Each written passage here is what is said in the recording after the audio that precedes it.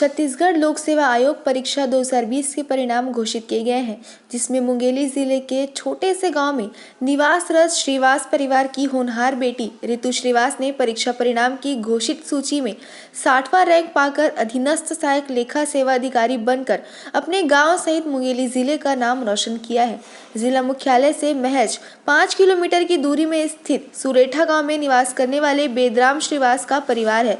इस परिवार के मुखिया बेदराम श्रीवास अपनी पत्नी आशा श्रीवास एवं 2 बेटी एवं बेटे के साथ रहते हैं। बेदराम श्रीवास ने बताया कि उनकी बड़ी बेटी ऋतु स्कूल के दिनों से ही काफी होनहार थी। उसकी पढ़ाई के प्रति लगन को देखते हुए बेदराम ने फैसला किया कि उसे आगे पढ़ाई के लिए बाहर भेजकर उसके सपनों को साकार करेंगे।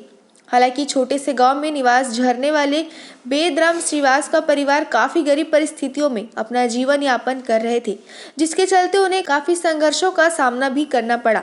लेकिन कहा जाता है जहां चाह वहां राह, और इसी बात को चरितार्थ करते हुए बेदराम श्रीवास ने अपनी बेटी ऋतु की पढ़ाई को आगे तक जारी रखा।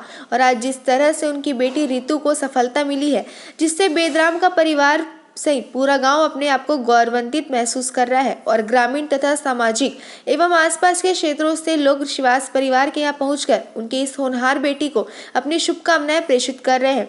वहीं सीजीपीएससी जैसे कठिन परीक्षा में सफलता प्राप्त करने के बाद खुशी जाहिर करते हुए होनहार छात्रा ऋतु श्रीवास ने बताया कि पढ़ाई को लेकर उन्हें भारी संघर्ष करना पड़ा। शुरुआत में तो लोग उनके परिजनों को बेटी को पढ़ाने को लेकर अपना ऐतराज जताते हुए उनके पिता को कहते थे कि बेटी तो पराया धन होती है, इसको इतना पढ़ाने का तुमको क्या फायदा मिलेगा। लेकिन मेरे पिता ने आर्थिक स्थिति कमजोर होने के बावजूद ऐसे लोगों को जवाब देते हुए सीधे तौर पर मुझे कहा कि तुम जब तक पढ़ना चाहती हो मैं तुम्हें पढ़ाऊंगा।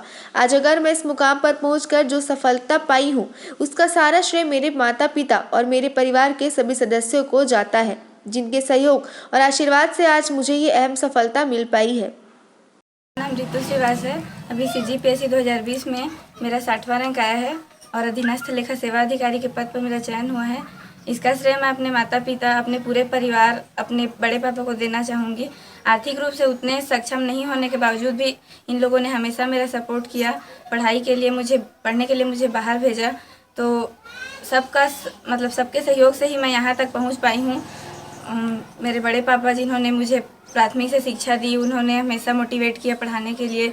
मेरे पापा जिन्होंने हमें मुझ पर भरोसा किया कि या कर सकती है करके, कभी दबाव नहीं बनाया कि बेटी है तो फिर क्या करेगी पढ़ के, या फिर शादी के बाद पैसा थोड़ी देगी घर में, क्या फ़ायदा होगा हमारा। उन्होंने कहा कि जब लोग कहते भी थे कि तुम बेटी को मत भेजो करके, तो वो जवाब देते थे कि ठीक है ना, घर में पैसा नहीं देगी तो क्या हुआ, उसका भविष्य तो बन जाएगा, हम माता पिता अपना फ़र्ज निभाते हैं करके।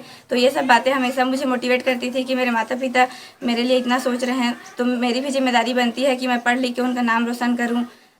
Bureau report BGN 7 news.